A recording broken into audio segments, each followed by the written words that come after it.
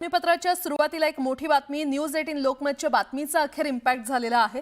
ST कर्मचाऱ्यांना आज आनंदाची बातमी मिळणार आहे। तिजोरीमध्ये खडखडाट असल्याचं सांगून एसटी कर्मचाऱ्यांचा मार्च महिन्याचा फक्त 56% पगार देण्यात आला होता। यावर तीव्र प्रतिक्रिया उमटल्यानंतर आता एसटी कर्मचाऱ्यांचा उर्वरित पगार आज होणार आहे। एसटी महामंडळाला 120 कोटी रुपये देण्याचा जीआर जारी झालेला आहे आणि त्यामुळे कर्मचाऱ्यांचा उर्वरित पगार आजच होणार आहे। एसटी महामंडळाला निधी देण्यावरून सरकारमधील दोन खात्यांनी एकमेकांकडे बोट दाखवली, मात्र कर्मचाऱ्यांचा आणखी रोष ओढवून घेण्याचं टाळत सरकारने अखेर सोमवारी एसटी महामंडळाला 120 कोटी रुपये देण्याचा जीआर जारी केलाय।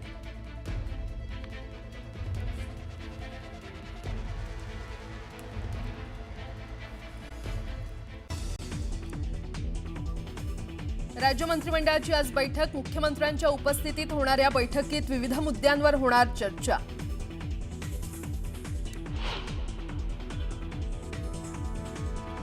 पुण्यातील दीनानाथ मंगेशकर रुग्णालयाच्या कारभाराबाबत राज्य सरकारसमोर 2 अहवाल सादर। चौकशी समिती अहवालावर आजच्या कॅबिनेटमध्ये चर्चेची शक्यता।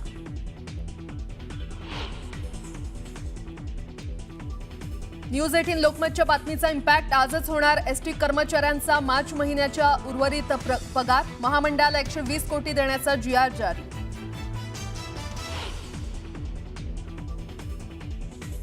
पण आता मुंबई गोवा खूप अडचणी आल्या, पण तुम्ही काळजी करू नका। या वर्षीच्या जून पर्यंत हा रस्ता 100% पूर्ण होईल।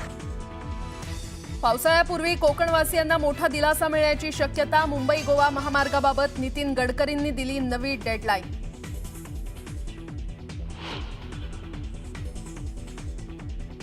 निवडणुका आल्या की हिंदूंच्या घरावर हल्ले होतात। पश्चिम बंगालमधील हिंसक आंदोलनावरून नवनीत राणांचा ममता बॅनर्जींवर हल्लाबोल।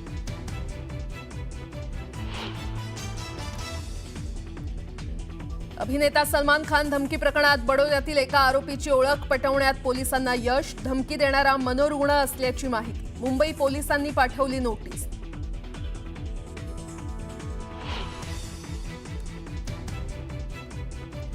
आणि सोलापूरच्या कुंभारीत बर्निंग बसचा थरार। एसटी बसला भीषण आग। चालकाच्या प्रसंगावधानतेमुळे बचावले प्रवासी।